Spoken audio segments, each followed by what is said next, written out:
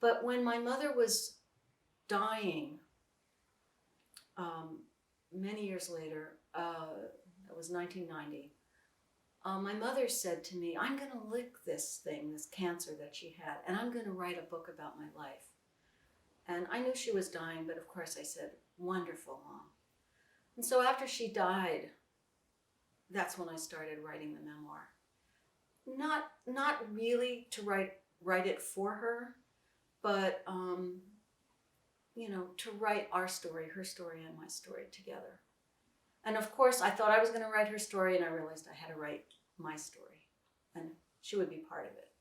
So people who didn't read your book, they didn't understand the connection between you and your mom. So we have to say this here now.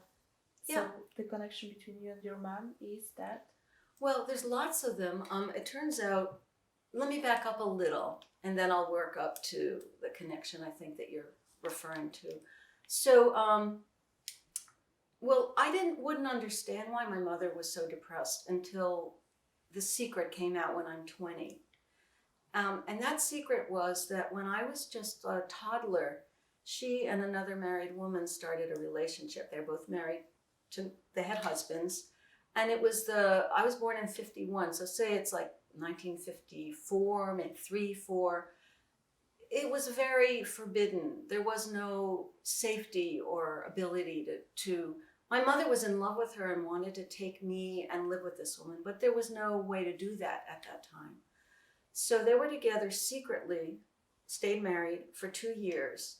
And the other woman had a nervous breakdown, went into a mental hospital, came back and told my mother, we have to stop. We can't do this anymore. So my mother started seeing a psychiatrist, and his whole goal was to get her to adjust to her marriage.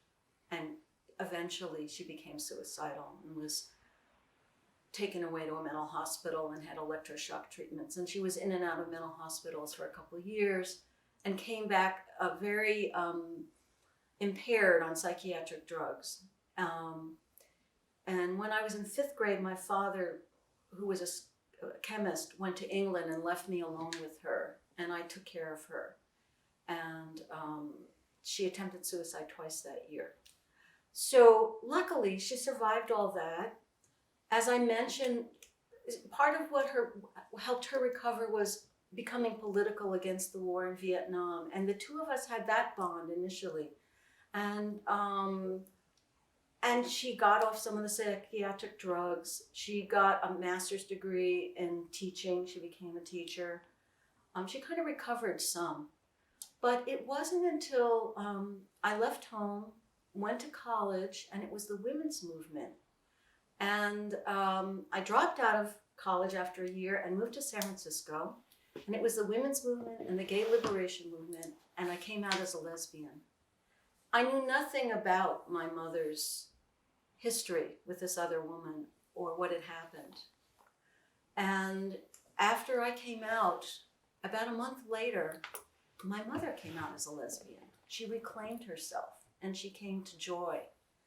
And she came to visit me 6 months later and told me the secret of my childhood. And it gave a totally new context to everything that had happened. It gave me an analysis that was bigger than just my mother's a depressed person, but my mother had been oppressed by the culture, by homophobia, by sexism, by psychiatric mismanagement of her, by psychiatric homophobia. And to have a mother who'd been so unfunctional, dysfunctional, become functional.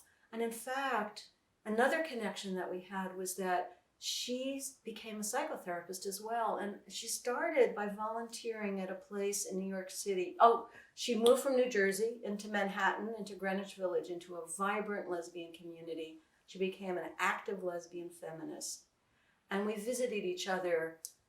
I was in San Francisco, she was in New York City. And for 10 years through the 1970s, every vacation we'd go to one coast or the other and we'd be together.